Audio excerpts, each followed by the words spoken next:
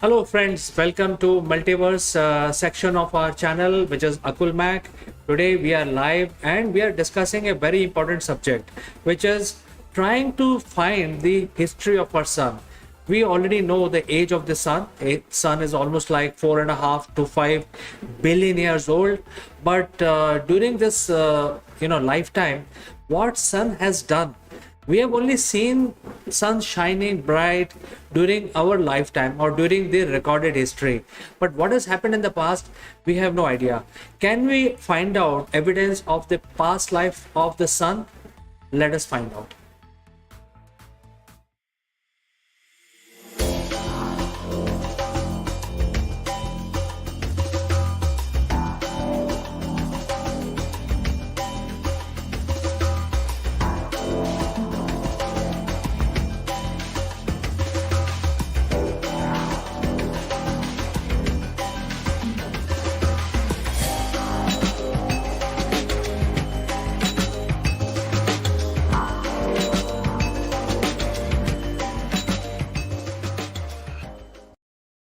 Well, friends, we know that sun is the most energetic portion of our solar system. It is sun is having almost like 99.8% mass of the entire solar system, and it is always shining very bright and giving out a lot of energy without any stop in it. There is not even a single moment when this sun has stopped giving out energy. So when we talk about one day, it is shining even when it is night here on our side of the earth, but sun is always giving out energy without any break in it, non-stop. And it has been doing the same thing for last almost 4.5 billion years. So in that case, what all it has done in the past, we must get some sort of some sort of evidence of what are the events that have happened in the past life of sun, not merely based on the human life scale, which is only limited, and that too the written history of humans. So in order to locate those evidences, scientists are suggesting that we may probably have to look at moon and examine moon surface closely. And friends, if you follow me, and you might have seen a video a couple of days back when I talked about trying to locate the extraterrestrial evidences. I had suggested in my video that we can look around in the nearby solar system.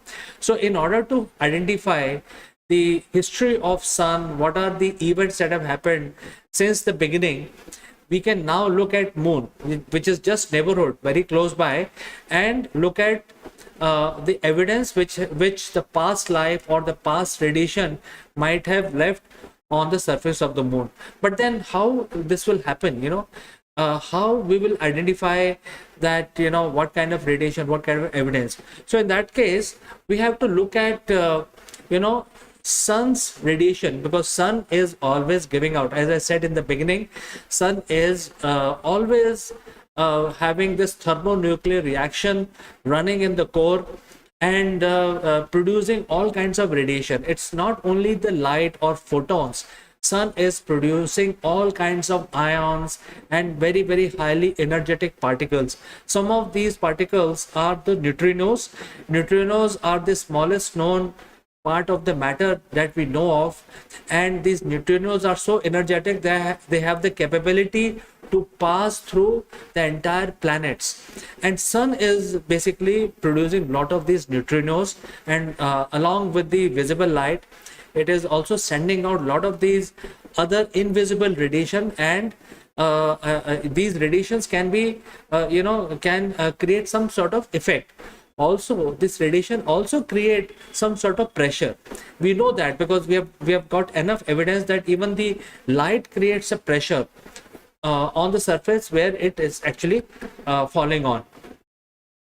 So considering these phenomena, that sun has been giving out a lot of energy, and it has already given out so much material out in last 5 billion years, it would have left some evidence or some sort of effect on the planet or in the nearby solar system. All we have to do is basically look at the evidence, look at the effect of this radiation which has come out from sun. And I think that is what the scientists are now talking about, is going back to the moon as part of the Artemis mission and look for those evidences which might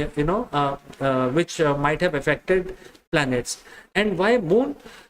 Because Earth is also equally affected, but Earth has a very dynamic atmosphere. It is ever changing, and the atmosphere and the weather system changes almost hourly.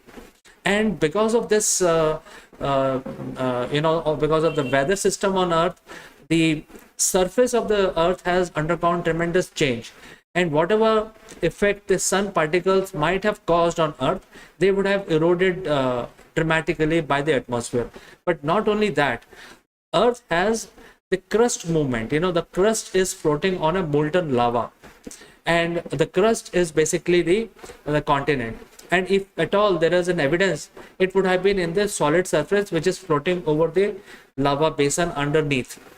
The problem is that the crust keeps moving around, and when the crusts are moving around, they may collide with each other, they may go under one another, they may go over one another. So whole lot of changes keep happening on Earth. It's not only the atmosphere, water, air and stuff like that, oceans. It's also the surface of the Earth which keeps churning around and keeps changing. And because of that, Earth is not the ideal place to look for these ancient evidences, because we know for sure that on Earth, if at all there was a evidence of the past radiation from sun, it would have been erased by now. So Earth is not a place where we can look for these evidences. However, moon is an ideal place where you can look for these evidences, simply because moon surface is ancient.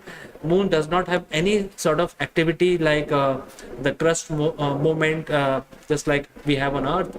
And there is no atmosphere, so there are no storms on the moon.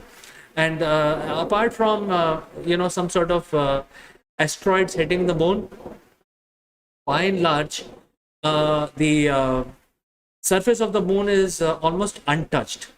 And because of that, the moon is always getting a lot of shower from the radiation from the sun in the form of radiation. And some of these particles are very energetic, some of them are less energetic. So if the particles are very energetic, they will actually drill deep inside the surface of the moon.